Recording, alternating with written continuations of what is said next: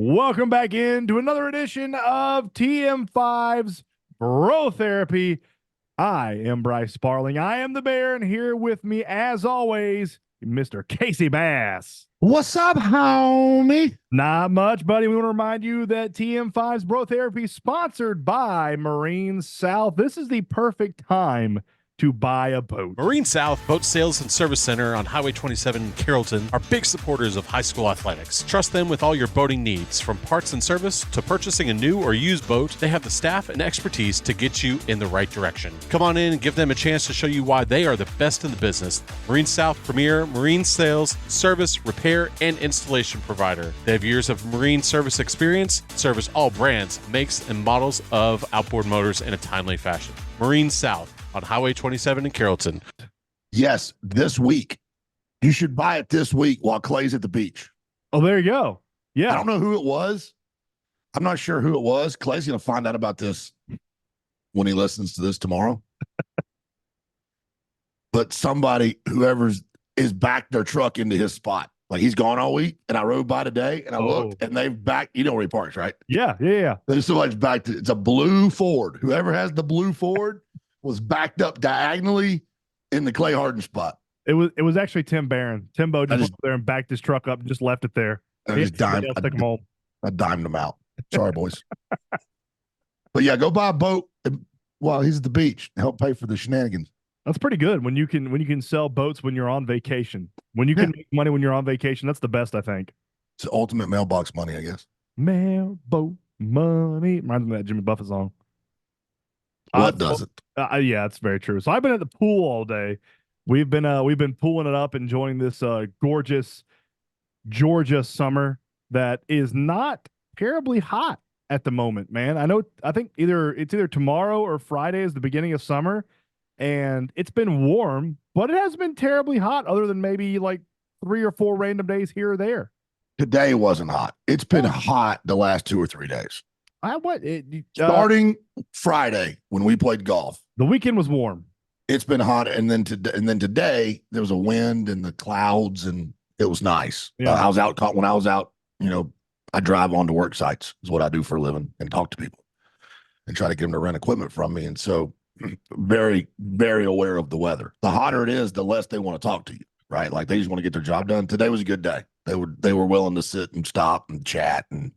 Because it was overcast. But you didn't have to work because you work for a corporation that's large enough to celebrate today's holiday. That's right. Juneteenth. We were off today. No work today for Akamai Technologies.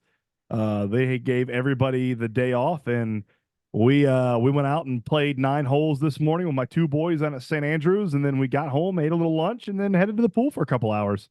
So Juneteenth, correct me if I'm wrong, is the recognition celebration of emancipation of slavery. Is that correct? I believe so. Yes, I believe this is the day that they recognize when Abraham Lincoln signed that the Emancipation Proclamation. Yeah, but we've not celebrated this this is a recent type deal, right? So this is only the 2nd year, I think, maybe 3rd year that it's been officially a federal holiday. So yes, it is a fairly new federal holiday for the U.S. Seems pretty important. I agree. That seems like a big deal. I 1,000,000% agree. It's really surprising that there's only been 2 of them. Yeah. And it's kind of weird how it coincides. Yesterday we lost one of the greatest baseball players of all time, whether he was African American or not. Willie Mays, lost him at the age of 93. And I know a lot of baseball programs and baseball teams and baseball broadcasts and everything today are honoring Willie Mays on Juneteenth, which I thought that was kind of cool. Willie Mays I was talking about this on the Morning 5 this morning with myself and the many voices that live inside my head. Is Willie Mays a top 10 baseball player of all time? Yeah.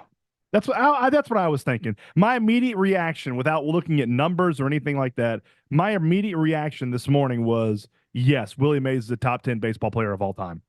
Mm-hmm. Absolutely. That's what I was thinking. Absolutely. But real quick, back to Juneteenth. Yeah. I think a lot of times in this country, yep, in America, we have a hard time admitting that we were ever not perfect. Oh yeah. Yeah, Like, agreed. we're obviously not perfect now, but we have a hard time saying, we didn't do things correctly at some point. This is a holiday celebrating the day when we as a country legally said it is not okay to own another human being. Right? Yep. Yep. That seems like a pretty big deal. That seems like something that we should go, to me, it's not looking and saying, anything other than, look, we're getting better. We're growing. Yeah. We're not. Yeah. Yeah. And it's a shame that ever happened in our country or any other country, because, slavery was and still is in some parts of the world. Yeah, in a lot of parts of the world. Yeah. A big deal. But, if you don't acknowledge that, at some point you were imperfect in many different ways, then you can't get better. And for a large portion of this country, they're what great grandfathers, like not that far back, could have been owned property. You touch on something there that I think is, I don't know, almost taboo in today's society, is bringing up things in the past that weren't right, but we still need to learn from them. Like, right. we learned the other day that if you're on, my mom was telling me about this, if you ask Alexa something that's politically incorrect, she won't give you an answer. Like, my mom was talking about, they were asking Alexa some questions about, I think about Hitler, I think is who they were talking about. And Alexa just wouldn't answer the questions. And I'm like, that's like, the old adage, if you don't know your history, you're doomed to repeat it. Right. And, when atrocities happen in human history, they don't need to be ignored. They need to be learned and studied and figured out why it happened. Yeah, exactly. And figure out ways to prevent it from happening in future generations. And I think that's a big part of this generation now, is they just want to erase a lot of the history that isn't, pretty. It's disgusting. It's nasty. It's ugly. You don't want to talk about it, but you need to talk about it so you can prevent it happening from again. I don't understand why this generation doesn't want to listen and learn and watch and read and figure out, hey, this asshole 120 years ago did this. Maybe we should watch out for these signs that he gave when he was rising to power. And maybe we should keep an ear out for anybody else who tries to rise to power in the same way he does or anything like that. I don't know. That way we had that deep conversation as we were sitting in a hot tub in Jasper, Georgia this weekend, sipping on some cervezas at about 11 p.m. Part of our avoidance of our past as Americans, and maybe it's like that in every country, but part of our avoidance of the past is around race relations and around race issues. And I think because of that avoidance, it makes it a lot harder to have conversations now where you talk about systemic racism and different kind of things, because especially in the South, I'm 45 years old. I'm fairly well read. Old ass. You know what? I have a collection of political books behind me, biographies and autobiographies of presidents. Yeah. I was 43 years old. It was 2 years ago when I learned what the Tulsa Race Massacre was. Oh, yeah. Yeah. I didn't know anything about it. It's a big deal. They wiped most of the black wealth out. Yeah. The city of Tulsa just wiped them out. And I didn't know anything about it. Like, I've never seen a movie about it, never seen a TV show about it. It wasn't taught in school. Seems like something we should cover. Yeah. It's a big deal. Yeah. But you don't learn about it. So say all that to say, I'm excited about the Juneteenth thing, man. That's a big deal. I'm glad that we're, recognizing, to me, Juneteenth is not recognizing the evil that we were. It's recognizing that we realized we were and changed it. Yeah. That we realized that it was evil, and then we made a change and had to fight a war to do it. And I'll admit that I've got ancestors laying in the ground who were fighting for the wrong side in that. Oh yeah. Yeah. We both, I got ancestors on both sides. My grandfather's family comes from New York, and my grandmother's my grandmother's, I say that, but I don't know if my grandmother's family immigrated from Wales before the Civil War. I think they might have came here after the Civil War. Now that I think about it, I Maybe. don't know. I'm not 100% sure. Anyway, happy Juneteenth. Happy Juneteenth. The first rant I got, I teased a little bit on TM5 last week. And I'm sure you've heard about it. I just haven't I haven't got to talk to you about it, and I haven't got to talk about it on Bro Therapy. And it's something that almost ruined my entire summer. So, one of my favorite things in summer is looking forward to the debauchery that happens on July 4th. And we're talking about the Nathan's hot dog eating contest that happens on Coney Island in New York. And it's one of my favorite events that happens in the summer. I mean, as soon as May hits, I know I'm looking forward to old buddy Joey Jaws Chestnut going up there and representing America better than anybody who has ever done it and eating 60 something hot dogs. And I don't remember what the time limit is. What is it, 10 minutes or 8 minutes or whatever it is? Just going up there and devouring an inhuman amount of hot dogs in a small amount of time. This year, it has been ripped away from us red-blooded Americans. Joey Chestnut has signed a deal, and Beyond Foods, I think, is the name of the food company that Joey Chestnut signed an exclusive deal with. He only eats vegan hot dogs now? He only eats vegan hot dogs. He is a completely vegan. He has replaced all of the meat that he eats in his daily diet with substitute meats or beans or whatever the hell he is, whatever they make black bean burgers out of. So that's Joey Chestnut now. From what I understand, from what I have gathered, and I'm not 100% sure on this, but from what I have read on the internet, is Joey Chestnut wasn't requesting that Nathan's substitute their Nathan's real beef hot dogs for Impossible hot dogs that were made out of, whatever. I don't know what they make, imitation hot dogs out of. But Nathan's apparently was so pissed off, and the Major League Eating Association was so pissed off that Joey Chestnut signed an exclusive deal with something that wasn't, on their roster or whatever, that they banned him. They banned Joey Chestnut from all Major League Eating contests. It wasn't a Joey Chestnut saying, "I'm only going to eat any hot dogs that are made out of beans or whatever." It was Nathan's in MLE saying that because you signed this, we are kicking you out of the MLE. And I don't. They did it with Kobayashi 10 or 12 years ago. I don't remember why they kicked him out, but I don't understand why the MLE is kicking out Joey Chestnut now and Kobayashi 10 or 12 years ago when they're literally the only thing that's bringing spectators and eyes to that sport. It blows my mind that they think they're bigger than the biggest name in Major League Eating. I have several things I'd like to unpack. First, you referred to it as the sport. Yeah. Bringing eyes to the sport. Yeah. Competition. So there's more of these, oh yeah. Yeah. Major League Eating has a bunch. They have spaghetti eating contest, waffles, pancakes. I got to be honest, following the Juneteenth conversation, I think this is the perfect deal. When we're talking about America, yeah,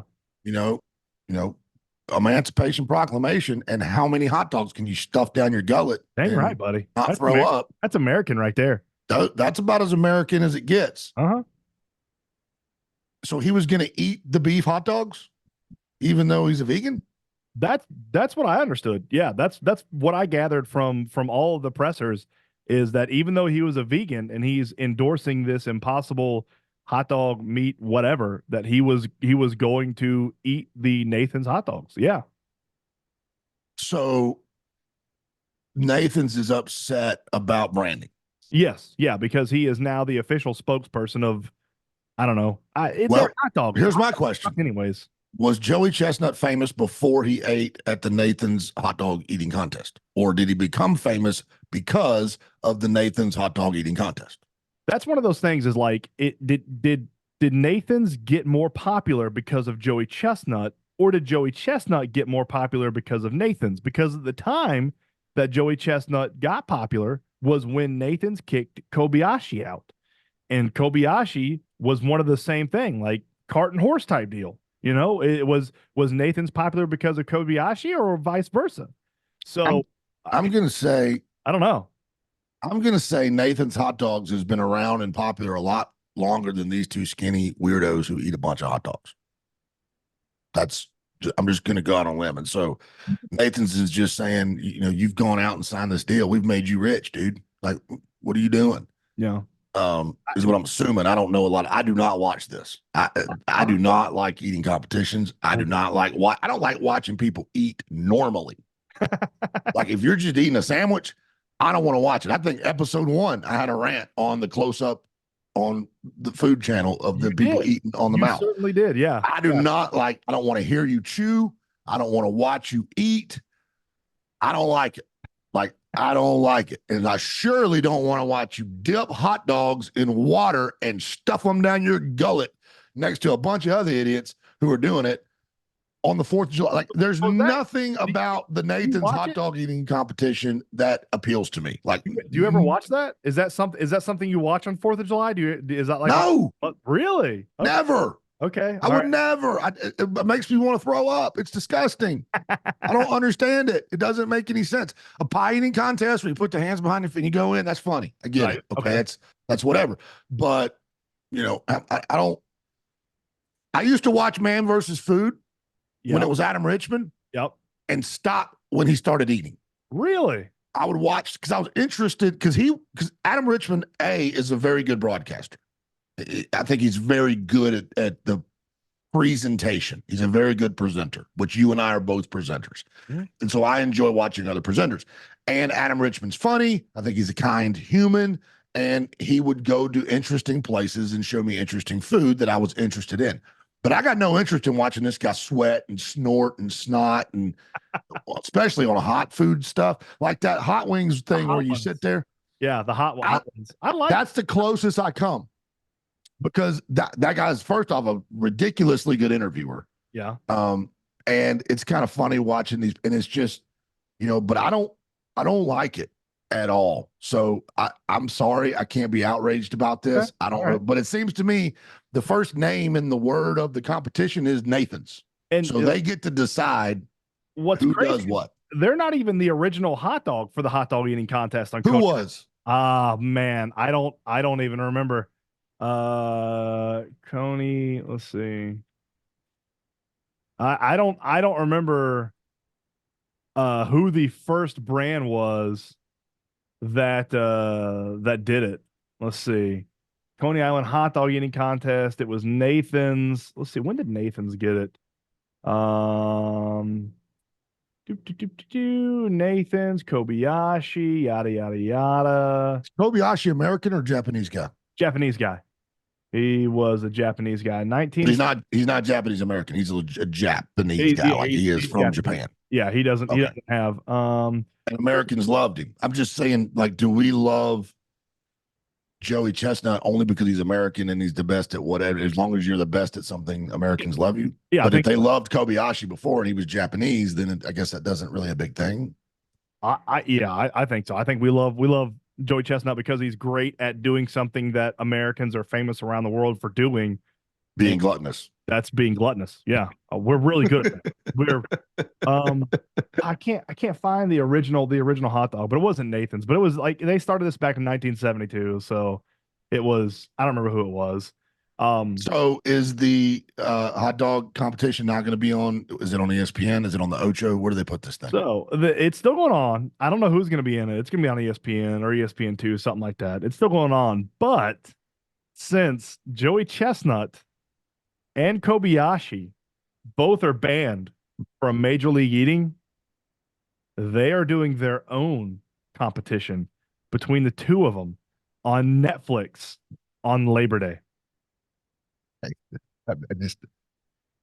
I'm more excited about that because we never got to see Joey Chestnut versus Kobayashi, because when Chestnut was rising to fame, that's exactly when the MLE banned Kobayashi from Major League Eating. So Kobayashi, and we're going to get a rivalry that we got ripped away from for a decade.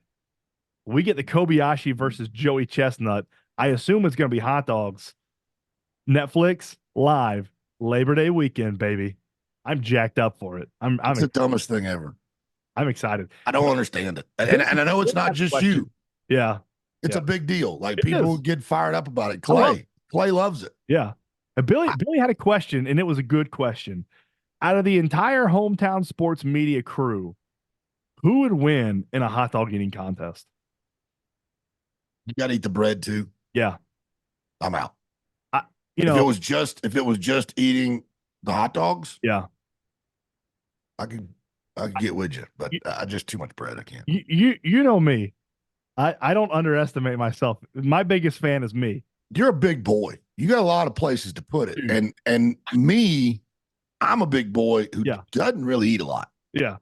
Clay is on and off the diets. Yeah, so that's what I'm thinking too. There's a really good chance Clay's stomach is just tiny because he doesn't eat anymore. That's what I'm thinking. I don't know if there's anybody that can. No, hold on. Let me think this through. Who can let me think this through. Who can guzzle down glizzies better at hometown sports media than your boy Bryce Sparling? I don't know if there is one. Well, here's my deal. Just based on the two legends of the sport. Yeah. Whatever that is. Drew Dixon. That was the wild card. Go skinny. Wild card right there. Yeah. Go skinny with nothing to lose. Wild card, nose ring, coming after you. Yeah. Staring you in the eye, crushing hot dogs. That's the wild card right there, I think. I might take Drew over you. Like I might take Drew head to head with my boy Bryce. I can put down 7 or 8 without blinking an eye. I mean, yeah, but what are these guys doing? Like 30? I could probably do 30. I don't want to find out. I could probably. You guys do this competition. I'm not going to be there. I have zero desire. If you ate 30 hot dogs, yeah, could you imagine the belching? Like your mouth would taste terrible. The amount of Mentos that like that night, it'd be awful. It'd be terrible.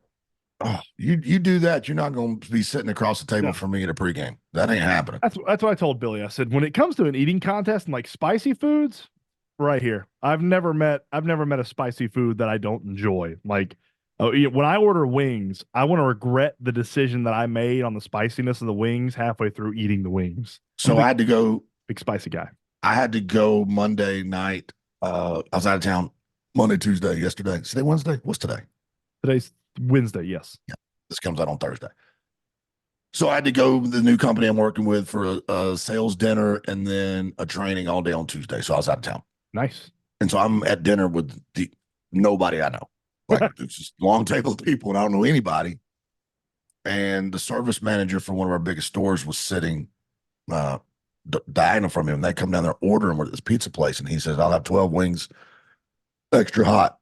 Then she says, ranch or blue cheese. And he goes, I don't need either.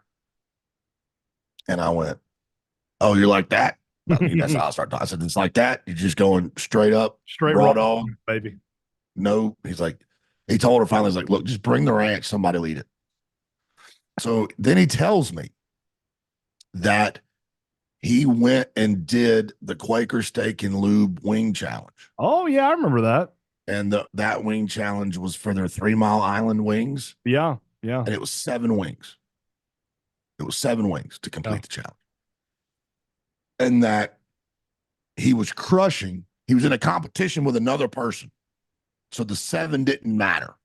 Okay. So it's them, this other guy. And the other guy quit at like 14. He was like tapped out. I can't. So he basically did double the challenge. Well, right when he realizes he's won, he's at like 19 or 18. Someone there goes, the most that's ever been eaten here was 25 by this 70-year-old woman. You got to go for it. So he does 26 and said he said, my favorite food in the world is hot wings. I didn't eat a hot wing for 3 months. He said, I couldn't. He said it was the most brutal, painful, awful thing. He said he had scabs on the insides on the creases of his mouth from where the sauce sat. Oh my God, dude. He said it was the hottest thing he's ever eaten. I've always heard when you do the hot wing challenge like that, the key is to try to not get any on your lips. Like try to get the entire bone and everything in your mouth and try to get minimal hot sauce on your lips. Like keep it off your lips as much as possible. He said the problem wasn't the first 7. He said if they'd have brought him all 26 at one time, yeah, it wouldn't have been near as bad. He said the problem was he had to wait. Ooh. He'd get 7, and then he'd wait, and he'd get 7 more, and then he'd wait, and then he'd get 7 more. And it was that waiting time for the wings that Sitting there as it burns. Right. He was just Ugh. marinating in his own poor decisions Yeah. No, thank while you. his mouth melted. You got it. I don't know if I have a rant Okay. as much as I've got a workshop. I want to workshop. Okay. All right. I think I know what my opinion is. Okay. You sent me the video, or maybe Billy sent me the video of I think it was the San Diego Padres manager basically telling the umpire, throw me out. Like, have you seen that? Must have been Billy. No, I hadn't seen that. One of the players gets mad, and so the manager comes out and gets between him and the ump, and they're talking, and and this is a John Boy deal. So John Boy's doing the lip reading. And basically the guy's like, look, I don't want to do the whole thing, but you got to throw me out. Right. And the guy's like, he's like, you guys are doing a great job. I want you to know you guys are doing a great job, but this has got to happen. Right. And he goes back, and finally the guy throws him out, and he's like, yeah, it's right. Right. That's baseball. Why? Hold on. Okay. What's the purpose of a baseball game? To win? To win the baseball game. Right. Yeah. Correct? Yep. What is the biggest problem that generally you have with a baseball game? The incredibly human nature of the people who are in charge. Sure. Yeah. The calls. Yeah. Right? Yep. Angel Hernandez. We ever have a parade. He's CB retired. Faulkner. Yeah. Why? In a game that you're being paid as a manager to get your team the most wins possible, in a game that is largely decided by imperfect human beings making imperfect calls, would you, instead of encouraging your players to not antagonize the officials, why would you not only allow them to pitch literal temper tantrums, grown men pitching literal temper tantrums, but now it is your responsibility to go pitch one with them? And not only to pitch one with them, but to pitch one bigger than they're pitching, to piss the umpires off even more so that they remove you from the game instead of the other grown-ass adult man who cannot control his emotions. Yeah. Why not just say, hey, guys, we're paying you $12 million a year. If he misses the call, suck it up, shut up, and go back to the dugout so that maybe you'll get the next call. Because if you go out there and show your butt and show him up, even if he doesn't throw you out, you think you're going to get the close call the next time? No, you're not. You're going to cost us a baseball game. Yeah, I agree. But if you don't do it as a manager, you're not a good manager. Well, I don't know if you're not a good. People say that about Brian Snicker, and I don't subscribe to that thinking. The best thing about him. Yeah, Brian Snicker's never been thrown out of a game, but that's not like it. It doesn't make him not a good manager. Like, I makes him a great manager. Yeah, I don't subscribe to that, but I do think I think there's a time and a place to get thrown out of a game, and I don't know what situation the San Diego Padres were in this game. I don't know what they were doing. I don't know what the score was. I don't know what the vibe in the locker room is, but sometimes I equate a manager getting thrown out of a baseball game to fighting in hockey. Sometimes you need it. Sometimes you need someone to come in there and be that force that energizes the bench, that energizes the dugout. And sometimes in hockey, it's the enforcer guy that comes in there and pummels somebody and gets a 5-minute major. And sometimes it's the manager in baseball that comes in there and screams and shouts and kicks dirt on the umpire and gets thrown out. I don't think it makes you any better of a manager or if you do get thrown out, or any worse of a manager if you don't get thrown out. But I do think there are some instances where your team needs a little bit of a pick-me-up, and you go out there and shout and yell and everything. Your team needs a rallying cry or something to rally around. Sometimes if you're a manager, and sometimes that does it, That sounds great. Yeah. Right. On the surface, that sounds great. Sure. Except for there's a big difference in the two examples you just gave. Okay. In hockey, If you go out there and get in a fist fight, you're Yep. getting in a fist fight with the team you're playing against. Sure. Yeah. Right? Yep. Okay, I got it. We need to let's go punch that guy in the mouth. That's what we're out here to do. In baseball, if you need to jump, you're going to arguing with the official. Well, some people How is that? there's How three is teams that? in baseball? Yeah, that all you're doing is teaching your team that whatever bad is happening to us is not because of what we're doing. Yeah. It's because of what that fat idiot behind the plate's doing. Has nothing to do with you not being able to hit a curveball, Joe Boo. Like, what are we teaching our children? Like, we want to all the time. We want to all the time talk about what are we teaching our kids. Let's be honest. Baseball is a majority old white guy sport. Oh, 1,000,000%. And old white guys are the first one to say, what are we teaching our kids? But then they're also the same idiots who say, Bobby Cox is the best manager ever because he stuck up for his players. How about put your foot in your player's ass and tell them to shut up? Go hit the baseball. I don't think you getting thrown out of a baseball game makes you a good manager. Like, I just think it's counterproductive. Yeah. I think you're antagonizing an already imperfect official and making it where you're not going to get future calls. I think you need to be smart in when and where you get thrown out. It goes back to this. I'm sorry. Go ahead. No, I was just saying. I think you need to be smart and when and where you get thrown out. Like, it's not something that you need to do all the time, constantly. Like, it's something that needs to be very, very sparse. And at the only point where it needs to be, like, maybe college level, maybe minor, maybe the minors and like single A, double A, and Major League Baseball. Like, it doesn't need something that needs to happen.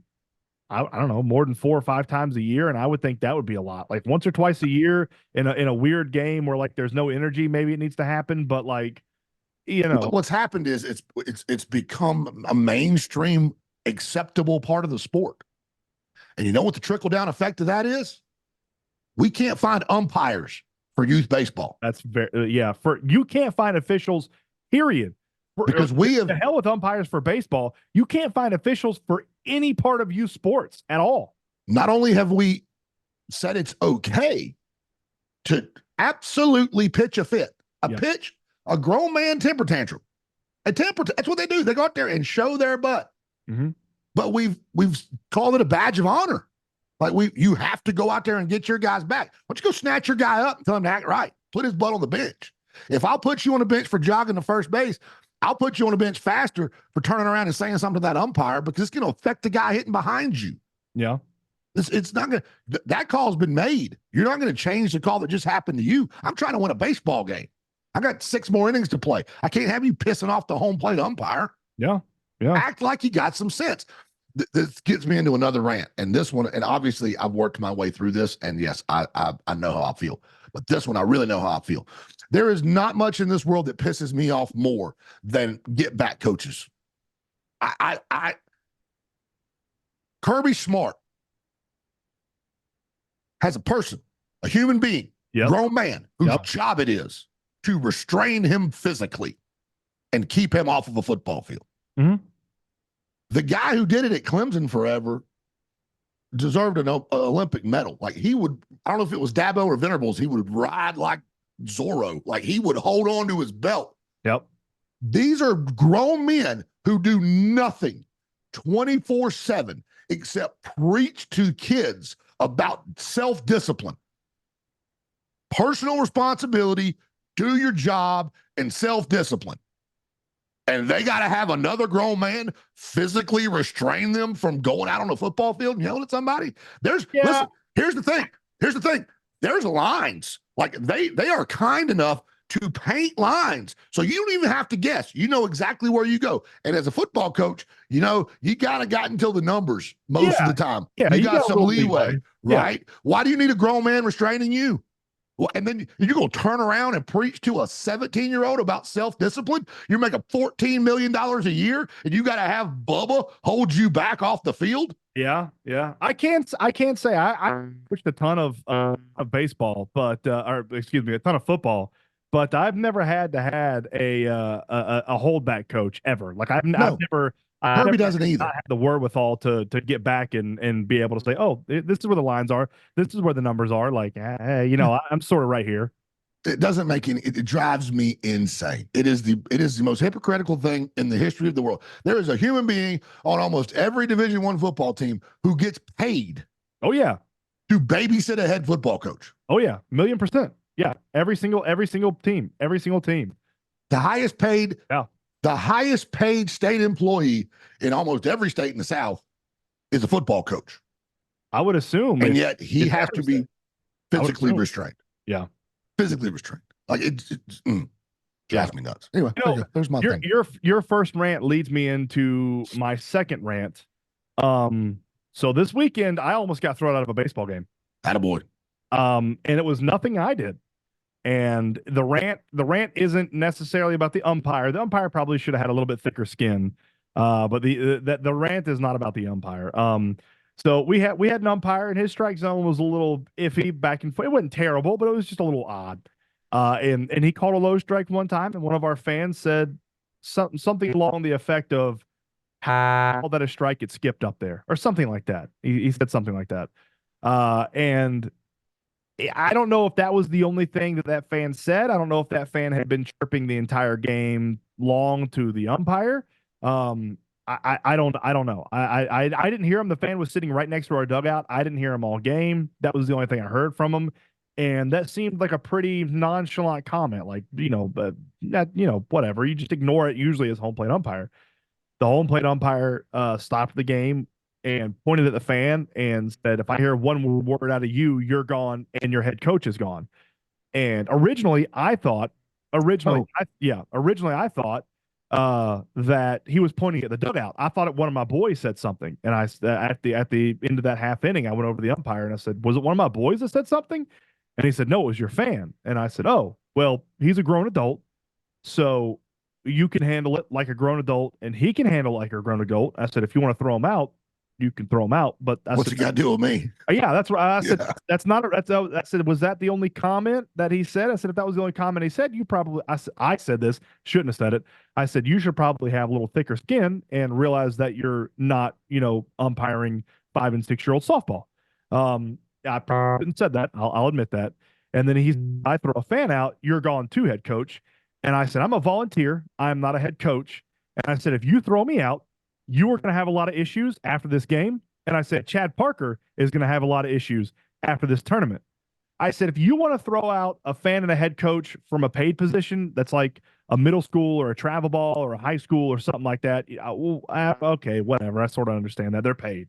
I said, I am a volunteer. I am not getting paid. I'm giving up my free time to come out here and coach my son and these boys in baseball and drive up here and compete. And I said, if you throw me out, we're going to have a lot of issues. So I'm not responsible for the adults. Parker's going to have a lot of issues, and Braves Country Baseball Tournament's going to have a lot of issues. Yeah. I got a little heated that they were going to throw a head coach out because of something that a fan said. I'm like, you're an adult. He's an adult. If you want to throw him out, throw him out. But you were absolutely not going to throw me out of a game that I did not do anything that I deserved. And he said, I've been umpiring high school baseball for 15 years. And I said, yeah, high school baseball coaches are paid.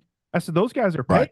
Right. I said, this is not a rule in Training Legends. So this is not a rule in RBI baseball. And I said, if you throw me out as a volunteer for something a fan said, we are going to have issues and we will have words.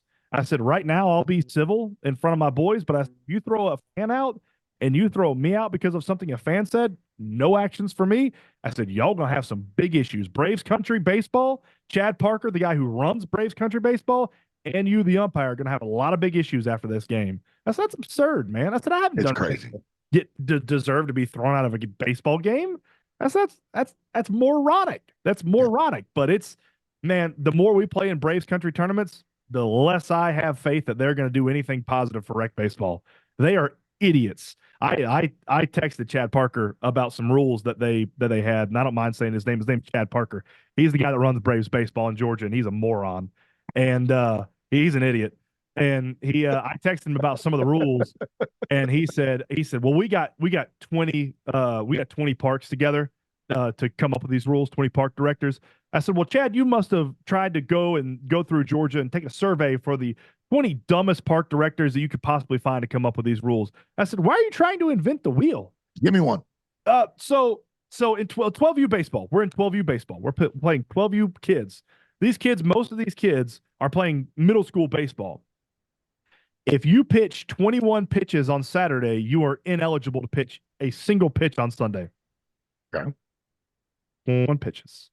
So they're saying 21 pitches is your 1 day limit. Your 1 day limit is 85. Your 1 day limit to be able to pitch the next day. It's 21. It's your trigger for the next day. Right. 21. 21. You're gonna have a hard time getting me to disagree with any pitch count limit because I'm big, and so I don't know what the numbers are. I get why your frustration there. If I've got a guy who's just a reliever, 21 pitches isn't that much. If he's only going to pitch 21 and 21, yeah. The problem is if he's pitching 21 and then 85. So the 85, I would have that as a weekend number. In my opinion, this is what GRPA does, and this is what a lot of some tournaments do innings, and I don't like that at all. No. Because that gets super screwy. But GRPA has a weekend limit. They have a daily limit of like, I think it's like 40 and a weekend limit of like 83 or something like that. I think GRPA does it right. But yeah, they have a 21 you can pitch the next day. Another one is there's at least in the first tournament we played in, there's no mercy rule. So Grayson's team was beating another team 26-2 in the second inning, and they didn't call it because there's no mercy rule At all. Nope, at all. No mercy rule. So you had to go until time limit. Yep. Like what are you teaching what are you teaching our kids? What are you teaching You're wasting arms too. Yes, nobody is getting anything out of that game. Nobody is learning a single thing out of that game. So I hate that. And what we were told before, not what the rule is. So we were told that if multiple parks from the same county combined to have a team, they automatically got moved up to the A bracket. Well, not the case, because we have played some teams that have combined from multiple parks, and they are down in the BC bracket that we are in. So the whole purpose, we talked about this earlier in the year. That was apparently the whole purpose. It didn't happen this past weekend. We played we played in state a bunch against a bunch of ski parks. Had a good time up there, but yeah, that was that. And then no run rule per inning. So most tournaments we play in, and this helps with the speed, how fast the games move.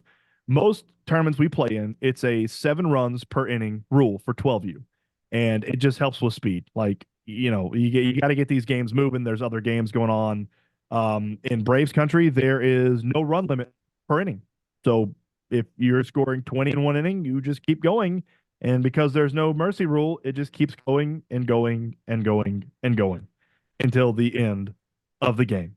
And I don't understand why Braves country is trying to invent the wheel. That's like GRPA, RBI baseball, Training Legends, both wildly successful baseball parks or baseball programs. And I don't know why Braves country is trying to go away so much from what those 3 entities do to police their baseball games. So yeah, not a and also one other thing. Winston Ballpark had to pay a certain fee to be eligible to host some Braves country tournaments this year. And we got 0 tournaments, 0 Braves country tournaments. Oh, wow. For paying our fee. So yeah, I've lost a lot of faith in everything that Braves country has been doing this year so far for rec and for All-Star baseball. So that's sort of my long and short rant, I guess, about baseball, about Braves country baseball and all that. I've got one little rant. It's really just a request. I just need some help out here. Okay. Just act like you're not here, Bryce. I'm gonna speak to our adoring public. No, very specifically. Okay. To the thousands and thousands of executives at the Marriott Corporation who watch this program religiously. I know that you do because I am a gold member of the Marriott Bonvoy family. You see these right here? These reading glasses that I have on, these are a new development for me. And it happened overnight. Just went blind overnight. It's just getting old. That's what happens when you get old. I'm 45 years old. There is a segment of hotels that is specifically exists for the traveling business person. All right. and Hilton's got them with, you know, Hampton Inn and the like. Holiday Inn's got them with Holiday Express, and then Marriott's got them with the Courtyards.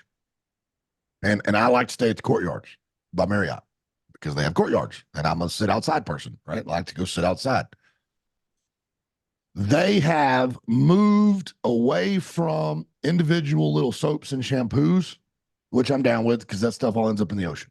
And they've moved to putting the things on the shower, like the big deal with the squirt bottle. Canister type deals. Yeah, which I get, it's fine. And I'm still a little nervous about people putting stuff in them, but they've gotten pretty good about securing them where that's not really a possibility. You really have to work and really have to be an evil person to want to do that.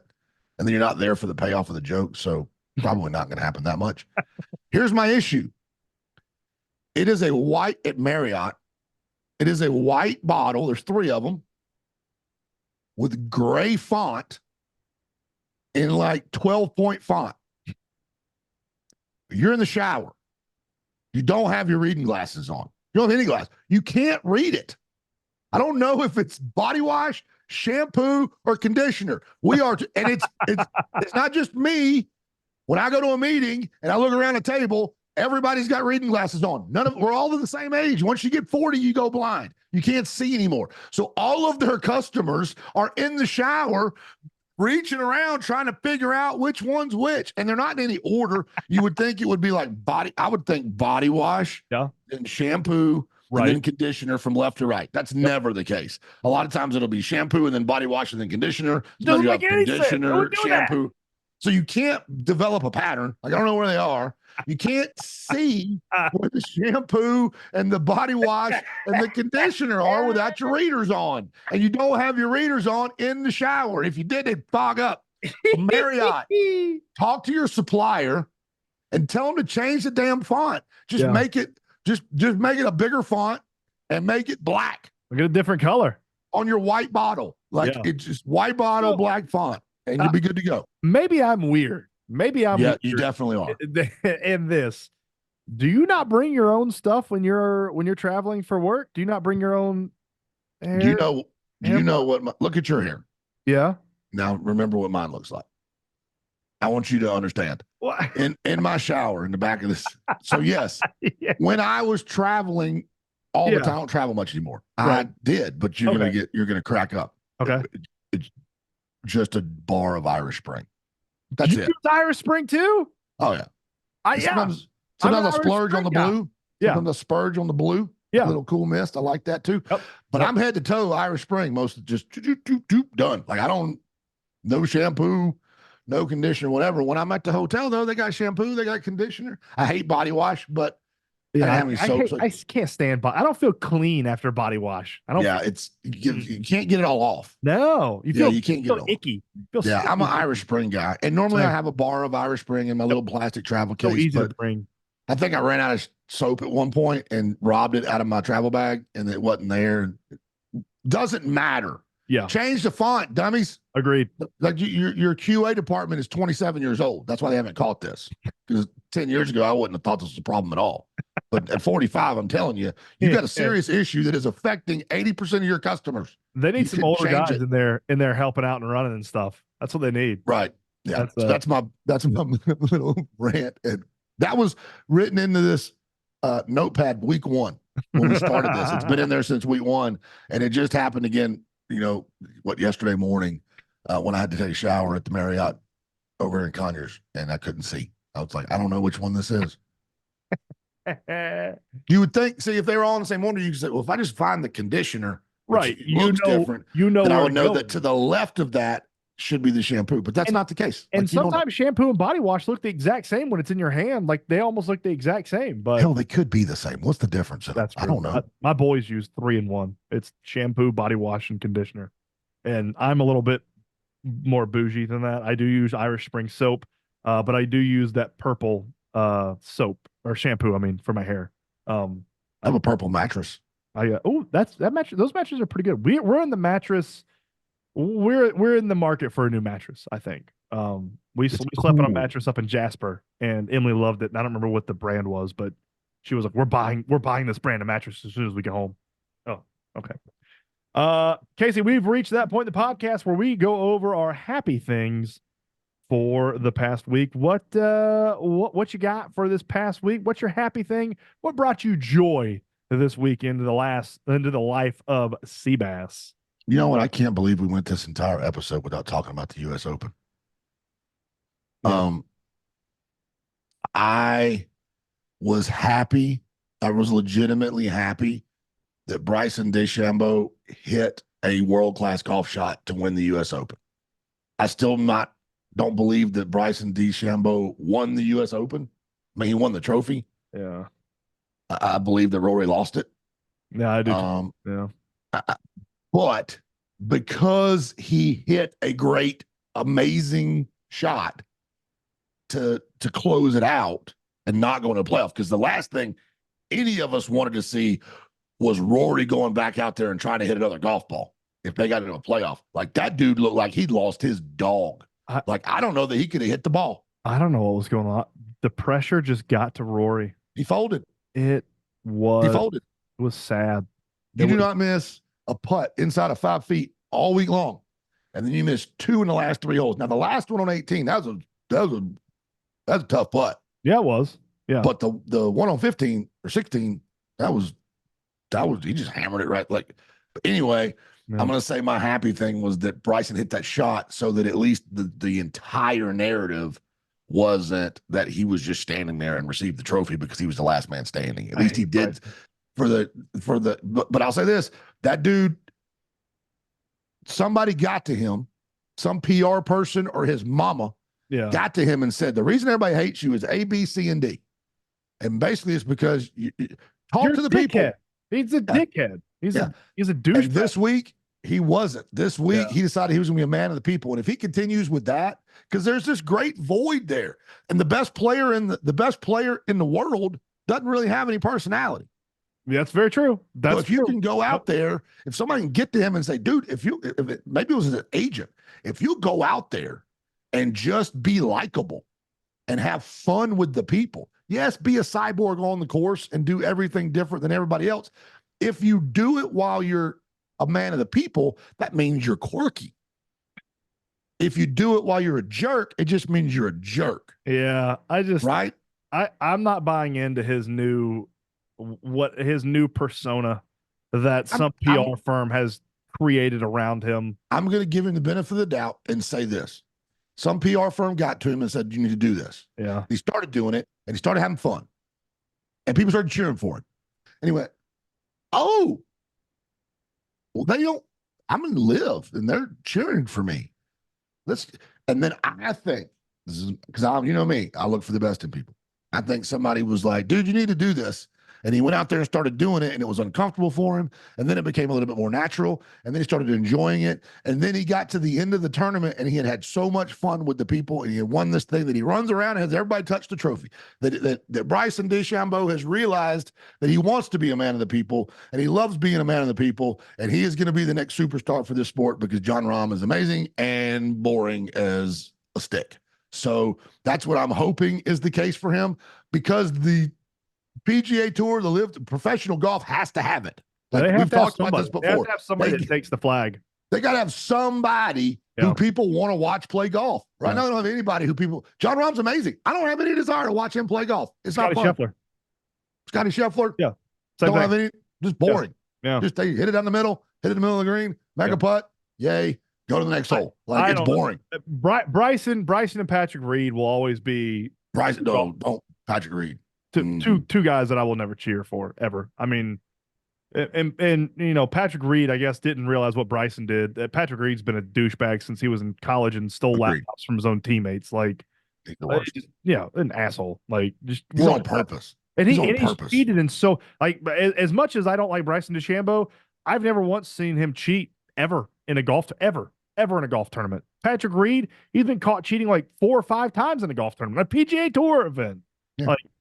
Like, jackass. I tell you one thing I knew was going to make you happy as well, is that the person that won the U.S. Open, 6 under for the tournament. Yeah, that's a good number. Yeah, it's a good number. Under 10. Yep, that's what it should be. Hey, did you see the PGA of America today voted to just let Tiger play in whatever he wants to play for the rest of his life? 8 tournaments. He has a year. 8 a year. And they're elevated tournaments, so they are worth more money and worth more FedEx Cup point, whatever. Not that that matters to Tiger, but they, not majors. no, I didn't see specifically what 8. But they are giving Tiger an exemption to 8 tournaments per year. If he wants to play in them, he can play in them, and it's a lifetime exemption. Is he outside of his U.S. Open exemptions? How's he playing the U.S. Open this year? I don't know. I have no idea. It's 10 years after you win it. It may be 5 after you win a Masters. Maybe he's playing under his Masters exemption from when he won the Masters. Maybe. PGA Championship. I don't know how you get into that without. Either. It's not like the Masters. He has a lifetime exemption because he won it. Yeah, because he won it one time. You win it, you're forever. Good. Yep. Play forever. Yep. But that's not like that everywhere else. No, I like the British Open. I don't know. How's he get into that? I don't know. I don't know. But like in my opinion, I said this in the Morning Five this morning. Tiger Woods should get an exemption to any golf tournament for the entirety of his career for whatever he wants to play. I agree. He did more for golf than anybody ever has for golf. Absolutely more for golf than. And if Tiger wants to play in the FedEx Championship, we let him in. You know, we start him at the bottom, but if he wants to play, he can play. Yeah. So yeah, I loved it. I loved that move by the PGA Tour. I'm a huge Tiger fan. Tiger got me into golf. It's why I love golf. It's why I play golf now. And I am all in it. My happy thing for this week is, so I sort of got 2, and one I feel bad for. So Saturday we had the state championship tournament run by idiots. We were 2-0 on Saturday, and we were the number 2 seed in the state. Woohoo! We came out Sunday and lost our very first game and got knocked out of state to a team that we should have sleptwalked through and won by 15. But we didn't. We came out and we lost and got knocked out of state after being the number 2 seed and lost our first game and got knocked out. And I was so bummed that the entire day that my younger son, Grayson, won his tournament that he was in this weekend, won his 10U tournament. And it was taking all of the might I had in my massive body to be happy for that young kid because I was so pissed off. You're such a competitor. We lost. I was so mad. And Emily was like, that is insane that you can't even be happy for your son. I was like, it's not that I'm happy. It's not that I'm not happy. I was like, I'm just so bummed that we didn't compete like I know we should have and I know we could have on Sunday. So I am happy my son Grayson 10U won their tournament that they played in. Congratulations, Grayson. They beat the team that beat them on Saturday. Team that beat them 7-3 on Saturday. Grayson's team came out and beat them 10-0.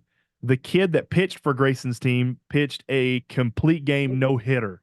Yeah, he had 1 walk and 1 fielder's choice in the entire game, and he came out and shut them out. So that's one of my happy things. And another happy thing is my daughter starts gymnastics practice in cheerleading camp this week, something that she is sort of taken to. Both the boys, they took to sports like fish and water, and they're very, very competitive. And it's taken Willow a little while to sort of find her avenue, find what she wants to do, find her passion. I think she's found it in gymnastics and cheerleading. So she is starting that this week, and she is enjoying it. Yeah, she is have fun, Will, doing that. Yep, she's loving that. So yeah, that's my happy thing for this week. Casey, you got any show and tell? I don't have any. 2 things. I'll do one for you. Okay. Here, my first one will be for you. Okay, I like it. All right. So there's a thing in this room that I spend a lot of time on, and I'm very proud of. And we are on episode 14. Is that what this is? Think so. Yeah.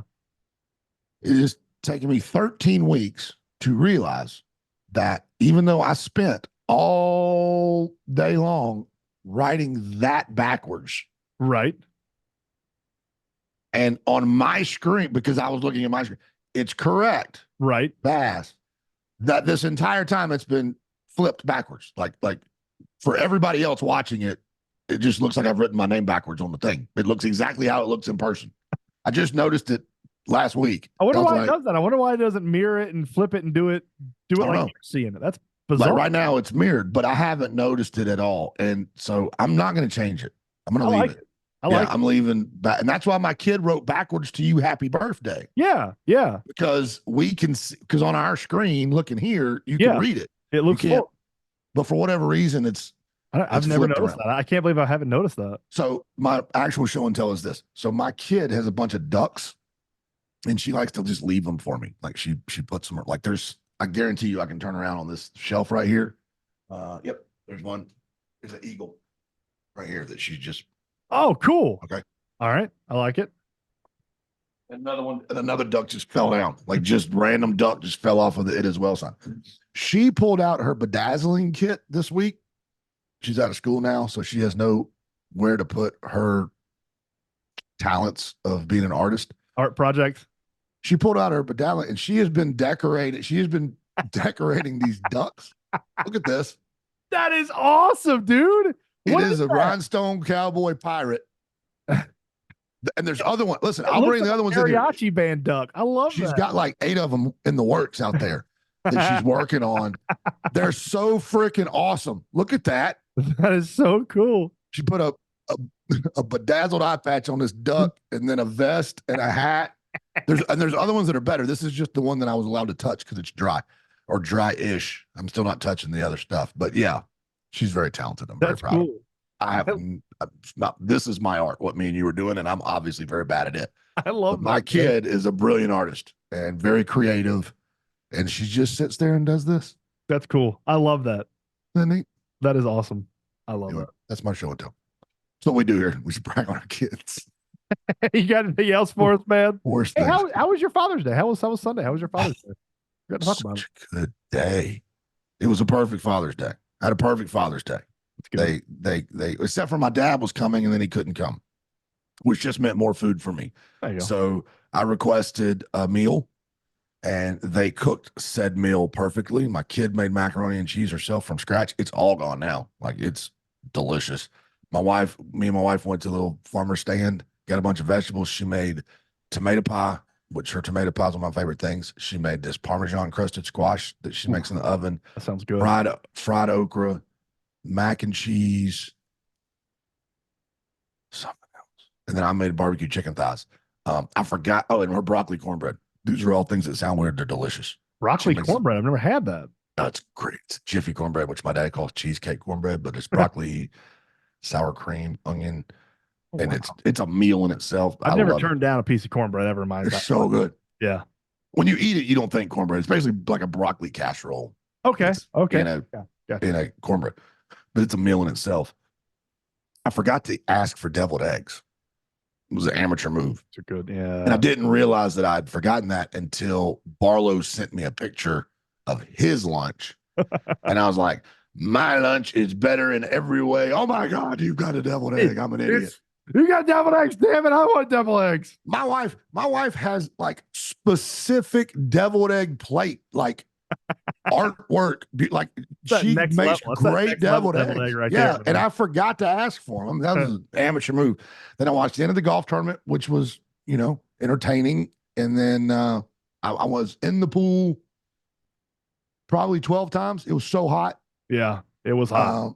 I was in and out of the pool all day long. And then I went out by the fire and my girls came out to the fire to hang out with me at the end of the night, roasted marshmallows, which awesome. They don't often come down there because of the bugs and whatever, but they did. They came and sat by the fire and it was the perfect, best Father's Day I've ever had. And I got a wooden cutting board. Ooh. They gave me a new wooden cutting board. So, nice. Great day. How about yours? I came home and ate pizza bites because I didn't want to talk to anybody or see anybody after we lost. You were grumpy about baseball. Yep. We got to work on that, bud. Yep. We got to work on that. Certainly one of my downfalls. We got to work on that. They were having a big party over at my cousin's house, and Braxton said, "Hey, are we going over there?" I said, "Nope, I'm going home, and I'm sitting in the dark, and I'm eating pizza bites, and I'm drinking beer." We got to work on that, man. Closing the blinds. I don't want to talk to anybody. I don't want to see anybody.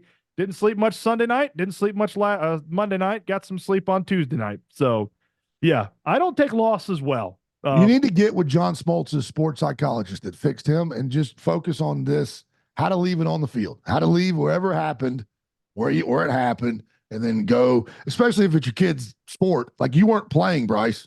Yeah, but that doesn't go through like what. So could I your have done? child on Father's Day ruined your entire day in Well, his brain. it wasn't even that. It's what goes through my brain is what did I not do that previous week as a coach that I should have done to prepare them better to win on Sunday? I got that. But what I'm telling you is what's going on in your kid's brain right now is I ruined Father's Day for Dad because I didn't win a baseball game. He told me we were driving home. He goes, "Dad, don't beat yourself up too much, man. You're a pretty good coach." Yeah, like we gotta straighten this part out, bud. He was bummed that too. The apple didn't fall. He's supposed to be. He played in the game. He was bummed that. I love you. You're the best. Oh man! All right, you got anything else for us today? No, man, that's it. All right, let's head out of here. Y'all have a wonderful weekend after you listen to this. Don't do anything I wouldn't do, and as always, folks, fins up. Love you, mean it.